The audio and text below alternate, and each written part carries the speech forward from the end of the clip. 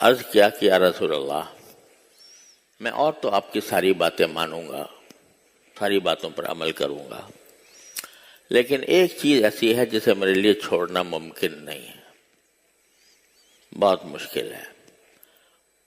اور وہ ہے الیاذ باللہ، وہ ہے زنا۔ میں زنا نہیں چھوڑ سکتا، لہذا مجھے زنا کرنے کی اجازت دے دیجیے۔ اب آپ اندازہ کیجئے کہ ایک شخص حضور سرور دو عالم صلی اللہ علیہ وسلم سے، سارے کائنات کے سردار سے، معصوم حقیقی سے یہ سوال کر رہا ہے کہ مجھے زنا کی اجازت دے دیجیے۔ کوئی اور ہوتا مجھ جیسا تو اس پر ناراض ہوتا کہ خدا کے بندے، کچھ خدا کا خوف کر، کچھ شرم کر کہ تو کس چیز کی معافی، کس چیز کی اجازت مانگ رہا ہے اور کس سے مانگ رہا ہے۔ سرکار دو عالم صلی اللہ علیہ وسلم نے اس نوجوان سے کہا آؤ میرے پاس آؤ، اور اس کے کندھے پر ہاتھ رکھا شفقت سے، اور فرمایا کہ یہ بتاؤ کہ تم اگر کسی سے بھی زنا کرو گے، وہ کسی کی بیٹی ہوگی، کسی کی بہن ہوگی، کسی کی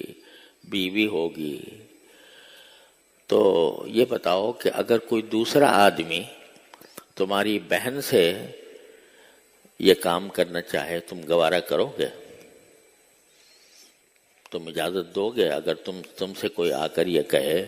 کہ بھئی میں تمہاری بہن سے زنا کرنا چاہتا ہوں، تو بتاؤ تم اجازت دو گے؟ تمہارے دل پہ کیا گزرے گی؟ اس نے کہا یا رسول اللہ میں اس کی تو اجازت نہیں دے سکتا اس کو۔ کہا کہ اچھا اگر کوئی آدمی تمہارے پاس آئے اور کہے کہ میں تمہاری بیٹی سے زنا کرنا چاہتا ہوں، اور بیٹی سے میں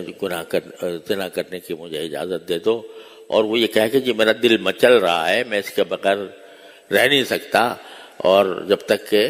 میں تمہاری بیٹی سے زنا نہیں کر لوں گا مجھے چین نہیں آئے گا، اگر کوئی آدمی تم سے آ کر یہ کہے تو تم اجازت دے دو گے؟ تو کہنے لگا جی یا رسول اللہ میں تو اجازت نہیں دوں گا۔ کہا کہ اچھا بتاؤ تمہاری ماں سے اگر کوئی یہ بات کرے اس کی اجازت دو گے؟ 3-4 رشتے گنا دیے رسول کریم صلی اللہ علیہ وسلم نے، اور فرمایا کہ ان سے اگر کوئی تم سے زنا کی اجازت مانگے تو کیا ہوگا؟ اور پھر آپ نے فرمایا کہ خدا کے بندے تم جس سے بھی کرو گے،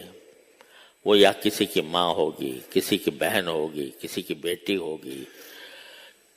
اور کسی کی کوئی اور رشتہ دار ہوگی، جب تم اپنے رشتہ داروں سے یہ کام کرنے کو گوارا نہیں کرتے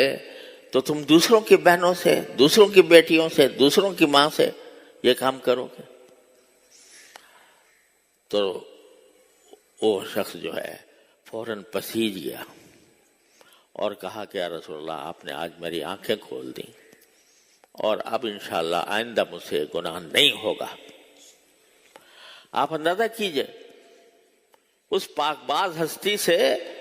ایک آدمی اتنا ذلیل گناہ کا مطالبہ کر رہا ہے۔ سرکار دو عالم صلی اللہ علیہ وسلم نے اس کو دھکے نہیں دیے کہ بھاگ جائے یہاں سے، اس کو بلا کر اس کے کندھے پر ہاتھ رکھا اور شفقت کا معاملہ فرمایا، اور پھر یہ باتیں کی، اللہ نے اس کی اصلاح کر دی۔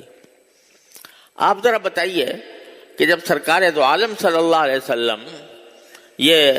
طریقہ اختیار فرماتے ہیں کسی کو اچھائی کی طرف دعوت دینے کا اور برائی سے روکنے کا، تو یہ ہے ادعو الی سبیل ربک بالحکمۃ والموعظۃ الحسنہ۔ تو یہ ہماری دعوت اگر بیکار ہو جاتی ہے یا لوگوں پر اس کا کوئی اثر نہیں ہوتا، اس کی اصل وجہ یہ ہے کہ ہم یہ آداب جو دعوت کے آداب ہیں ان کو بھول گئے ہیں، اور اس کے نتیجے میں اگر کہیں کسی کو کسی غلط کام سے روکنے کی نوبت آتی بھی ہے تو اس کو اس طرح انجام دیا جاتا ہے کہ جس سے اس کی دل شکنی ہوتی ہے، جس سے دل آزاری ہوتی ہے، جس سے وہ اپنی سبکی محسوس کرتا ہے۔